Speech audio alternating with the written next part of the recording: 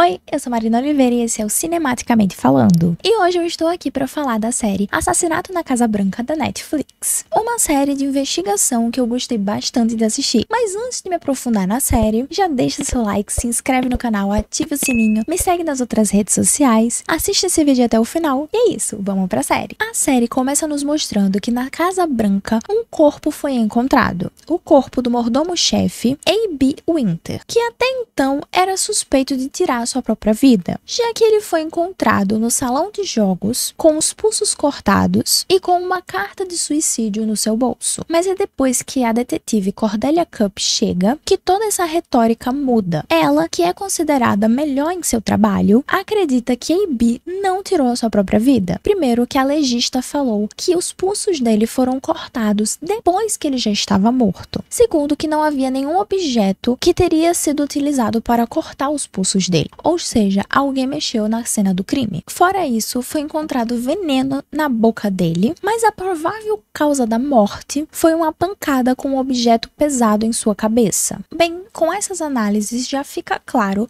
que na verdade não foi suicídio, né? E sim, que se tratava de um homicídio. Mesmo assim, haviam vários empecilhos para que essa investigação acontecesse. Primeiro, que algumas pessoas acreditavam, ou pelo menos ficavam repetindo incessantemente, que na verdade ele tirou a própria vida. Segundo, que muitos que estavam no local ou mentiram ou omitiram em seus depoimentos. E terceiro, que tudo isso aconteceu durante uma festa, ou seja, a Casa Branca estava lotada de convidados. E para que a investigação fosse conduzida da melhor forma possível, a investigadora precisaria fazer perguntas a todos os presentes no local, ou seja, todos os convidados, que eram mais de 200 pessoas, fora os sei lá quantos funcionários que estavam naquele local, o que seria uma noite muito longa. E é óbvio, né? Manter pessoas de uma elite dentro de um local contra a vontade delas, já viu, né? Muitos não gostaram nada dessa história. E até o presidente se negou bastante de ceder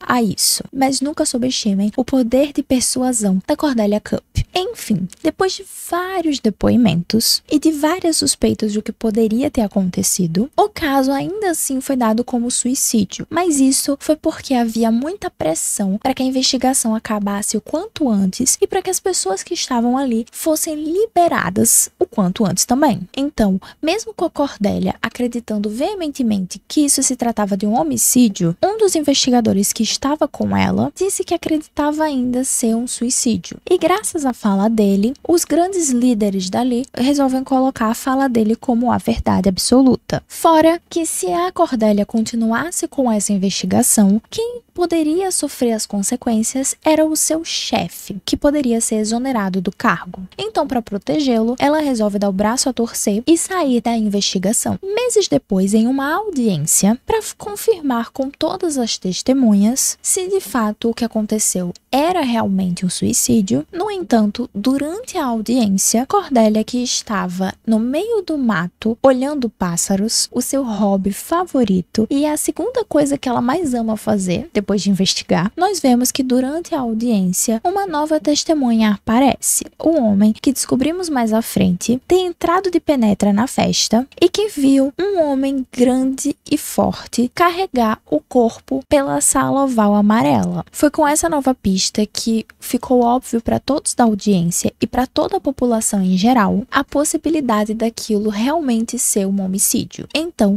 Cordelia é chamada para voltar para o caso, exatamente pelo cara que mais mandava ela sair do caso e dizer que realmente aquilo era um suicídio e que era provavelmente o maior suspeito da maior parte da população por conta das coisas que ele falava. Enfim, mas é graças a isso que Cordelia consegue desvendar o caso. E agora eu vou contar mais ou menos o que aconteceu naquela noite em ordem cronológica para ficar mais fácil. A gente vai olhar toda a história pela perspectiva do A.B., tá? Então, só para ficar claro. O A.B. começa aquela noite falando com seus funcionários para confirmar se está tudo em ordem para a festa que vai acontecer mais tarde. E com os preparativos em andamento, ele vai até o seu escritório e recebe uma ligação do ex-marido de uma de suas funcionárias contando que ela mentiu em sua entrevista de emprego e que na verdade ela tem antecedentes criminais, o que pode custar o emprego dela. Logo em seguida, A.B. é chamado porque o irmão do presidente entupiu a privada do quarto dele. Lá, o Winter descobre que no quarto haviam vários objetos de valor que pertenciam à Casa Branca. E então A.B. ameaça falar tudo para o presidente, o que acarreta em uma grande discussão entre os dois. Para resolver o problema do vaso, o Winter chama o engenheiro da casa, que estava chateado por ser chamado para assuntos que não são da alçada dele. Depois disso, A.B. tem uma discussão com a chefe de cozinha da casa, que inclusive ameaça matar ele. A seguir, Lily, a pessoa mais insuportável da casa, que é assessora do presidente, tem um problema com os cantores que ela chamou para se apresentar na festa. E para resolver a situação, eles acabam chamando uma das convidadas, que aliás pede em troca apenas para dormir no quarto Lincoln da casa. Mas esse não é o único problema que a Lily causa. Primeiro, 2 penetras são descobertos, e se não fosse a desorganização da Lily, eles nem sequer teriam entrado. Além disso, ela fez vários mapeamentos de mesas, o que ocasionou uma grande confusão enquanto os convidados chegavam. Ou seja, vários deles tiveram que trocar de lugar enquanto já estavam sentados nas suas mesas. E graças a isso, eles não perceberam a presença de um penetra, aquele que eu mencionei lá no início e que tinha testemunhado um homem carregando um corpo. Essa má organização dos lugares também ocasionou outra confusão, onde uma das funcionárias foi orientada a sentar junto com os convidados, já que haviam lugares vazios na festa. E como ela não se comportou nada de nenhuma das formas que era permitido se comportar, o A.B. acabou dando uma bronca nela, que acabou também ameaçando se livrar dele. Outra pessoa que também tinha um rancor muito grande pelo A.B. era o chefe confeiteiro. Isso porque no Natal do ano anterior, ele fez uma casa gigante feita de biscoito de gengibre e essa casa foi escondida em uma sala onde ninguém mais viu. E para completar, nessa noite, o chefe foi obrigado a tirar uma parte da sua sobremesa, uma escultura de cangurus que ficava em cima de uma pedra. Só que como essa pedra era uma pedra adorada, era meio que uma blasfêmia colocar o canguru em cima, sabe? Eram esculturas de canguru de gelatina, só pra constar. Enfim, e aí ele precisou tirar essas esculturas e servir as sobremesas sem elas. A maior discussão que aconteceu naquela noite foi do A.B. com a pessoa que o assassinou. Essa pessoa estava desviando dinheiro da Casa Branca e usando o seu cargo para distratar os funcionários. Foi durante essa discussão que essa pessoa conseguiu arrancar uma folha do diário do A.B. e quando essa pessoa lê, parece tanto uma carta de suicídio que é aí que ela tem a ideia de matar o A.B. E é graças a essa discussão que logo depois o A.B. fala com a sua assistente e diz que vai adiar os seus planos de se aposentar em pelo menos uns 2 anos. Então, quando o A.B. vai ao quarto Lincoln para ver se está tudo certo para cantora que vai se hospedar lá por uma noite, então o A.B. percebe que o quarto não está totalmente organizado, chamando a camareira para conversar com ele. Lá, ela explica que foi retirada do local pelos seguranças da Casa Branca, a mando do próprio marido do presidente. Mas o A.B. e ela discutem porque ele acha que ela está mentindo, assim como ela mentiu sobre os seus antecedentes criminais. Porque lembrem-se, no início da noite, foi com o marido dela que ele conversou. Depois da discussão, a camareira deixa o A.B. sozinho e, segundo ela, quando volta, encontra o corpo dele. Então ela sai da sala com um castiçal na mão e é vista pelo engenheiro, que por um acaso é apaixonado por ela. E segundo ele, ao imaginar que a sua amada tinha matado o A.B., ele resolve se livrar do corpo, colocando-o em um quarto inutilizado. Lá, o irmão do presidente vê o corpo do A.B. e o carrega até o salão de jogos. Ele também pega as facas do confeiteiro e simula cortes nos pulsos do A.B. Segundo ele, ele não queria ser acusado de matar o A.B., já que eles tinham discutido alguns momentos antes. Além disso, ele também encontrou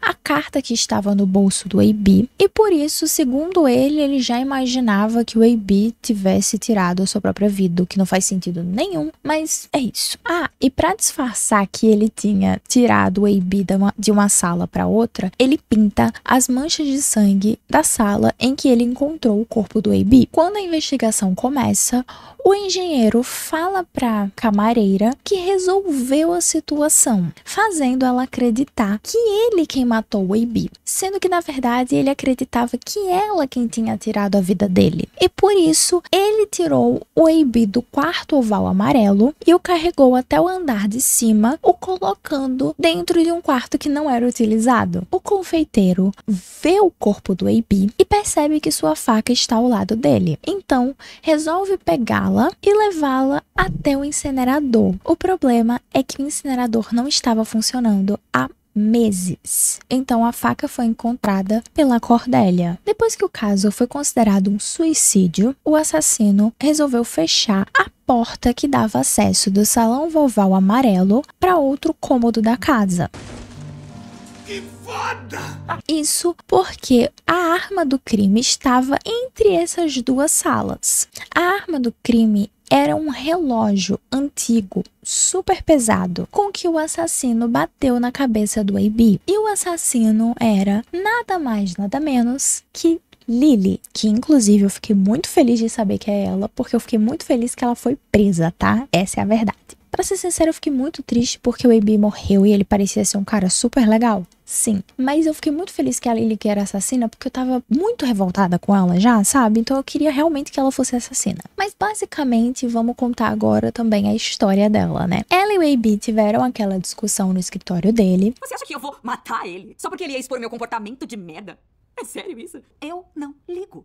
Eu sou rica. Ela pegou aquele pedaço de papel, percebeu que parecia uma carta de suicídio, então ela arma o plano de tentar matar o AB. A questão é que não era só o seu comportamento de merda. O Sr. Winter era esperto pra saber que ia precisar de mais do que isso e não foi difícil achar. Foi todo o dinheiro que a senhorita desviou. Para isso, ela pega um veneno e utiliza ele misturando com uísque para que o AB beba e morra. Porém, ele dá apenas um gole e começa a ficar um pouco fraco porque o veneno é bastante doloroso. Como o veneno não deu certo, a Lily resolve pegar o relógio e bater com ele na cabeça do AB, que aí sim acaba morto. Então, com o relógio ensanguentado e cheio de digitais dela, ela resolve colocá-lo entre os dois cômodos que eu falei. Enfim, e é com a revelação da assassina da Casa Branca que a série acaba. E se você assistiu até aqui, clica nessa playlist para ver mais vídeos como esse.